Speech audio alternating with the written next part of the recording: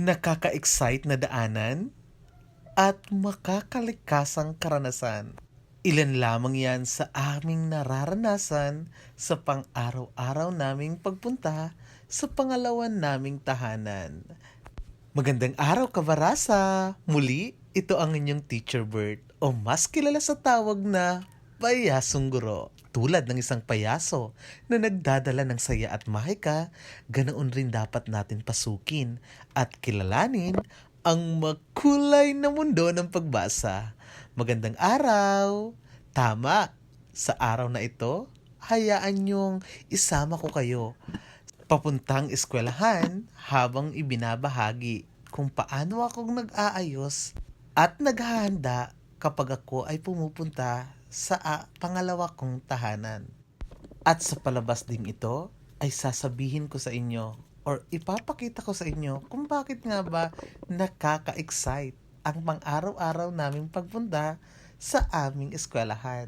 At syempre, bakit ko nga ba nasabing makakaliskasang karanasan? Lahat ng yan ay ating matutuklasan sa palabas na ito.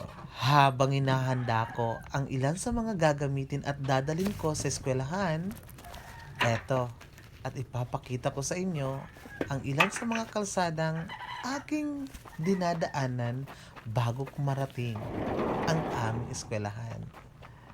At kung mapapansin nyo, sa harap lang mismo ng aming tahanan ang ating Community Reading Center o ang Kabarasa Center. Kaya, tara, samahan nyo ako. So kung makikita nyo, eto yung isa sa pinakagusto kong dinadaanan pagpunta ko ng eskwelahan. Yung napakagandang tanawin na tanaw mo ang karagatan, baybayin, at napakagandang sikat ng araw. Hindi ko rin ipapahuli ang napakagandang kalangitan kasama ng mga puno sa tabi ng dagat. At syempre, kapag ako'y pumupunta sa aking eskwelahan, tunay na sinasariwa ko o ninanamnam ko ang bawat napakagandang tanawin bigay ng ating kalikasan. At yan nga, malapit na rin tayo sa sinasabi kong exciting part sa dadaanan natin papuntang eskwelahan. Dati nakakatakot talagang dumaan dito. Pero ngayon, dahil sa pagkakaisa ng ilan sa mga public servant ng aming lokal na pamahalaan, kung kaya't kahit papano ay gumanda at naging maayos at konting ligtas ang aming dinadaanan. So pauna na ang ating mga pasasalamat sa ating mga public servant na tunay nga naman ang paglilingkod at pag-aalaga sa bawat dansulano ng aming bayan. At kung inyo ngang makikita sa ating palabas or sa video ito, napakaganda ng ating kalikasan. Napakaganda ng aming dinaraanan. Halos lahat ay luntian at malalanghap mo rin ang sariwang hangin dala ng mga puno habang ito ay dumadampi sa iyong muka at katawan. At heto na nga yung sinasabi ko sa inyong napaka-exciting part na aming dinadaanan. So, kung makikita nyo ay napakatarik ng kalsadang ito. Talagang bundok at makikita mong napakalusog ng kagubatan. Ito yung isa sa mga nakaka-excite na daanan namin pag pumupunta kami ng eskwelahan. Lalong-lalo na kung maulan. Dahil talagang super ingat at super dahan-dahan ang inyong ang aming pagpapatakbo dahil alam mo na madulas at syempre may mga tubig pa rumaragasa sa kalsadang iyong dinaraanan. Pero kung aming iisipin o ikukumpara ng mga nakalipas na taon, mas nakakatakot at nakakabahala yung dinadaanan namin bago kami makarating sa aming eskwelahan. Pero kung makikita nyo ngayon, talagang at least naging maayos at patag ang ilang parte ng aming dinadaanan. At nakasalubong ka nga dyan yung ilan sa aming mga mag-aaral na ngayon ay nag-aaral na sa sekundarya para maipagpatuloy ang pagkamit sa kanilang mga pangarap. At kung makikita nyo kanina, muntikan pa akong may makasagasa dahil ika nga talagang dapat ingat-ingat sa pagmamaneho dahil kapag may kasalubong talagang hindi kasya ang dalawang motor na magsalubungan sa liit at tamang-tamang sukat para sa isang motorsiklo ng daang ito. Ito yung sinasabing roller coaster na daanan. Ngunit kung titignan mo ang kapaligiran, talaga namang mamamangha ka sa ganda ng kalikasan. Halos araw-araw, ito yung nagiging rason kung bakit kahit malayo at kahit matarik ang ilan sa aming dinadaanan, ay nagiging maganda at nagiging magaan ang aming pakiramdam dahil sa mga nakikita naming luntiang mga damo, puno at halaman na siya nga naman talagang nagbibigay ng malinis at preskong hangin na sa ganitong mulang lugar malalanghap. Aaminin ko, nung nakaraang taon na umalis ako sa munting pamayanan na ito yung isa sa mga namiss ko at talaga namang gustong-gustong balikan ko pagdating sa simpleng pamumuhay, simpleng kapaligiran at punong-puno ng magagandang tanawin dahil sa mga lunti ang dahon na iyong makikita.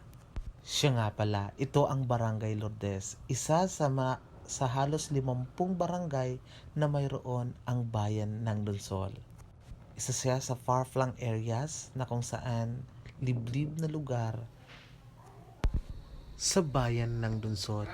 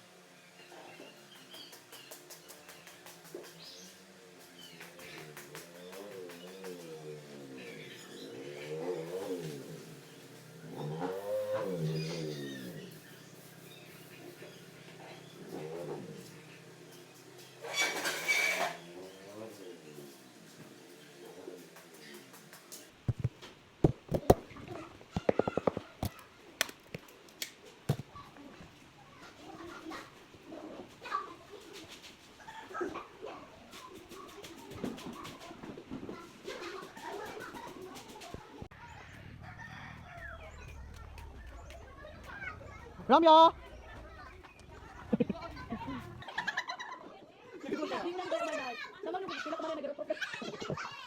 Ako na siya.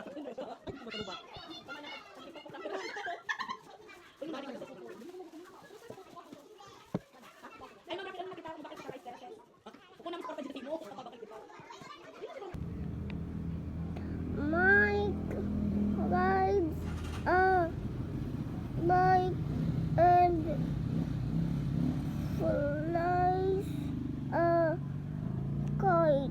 Next. The kite flies in the sky. O, di ba? A bike and flies a kite. Ito.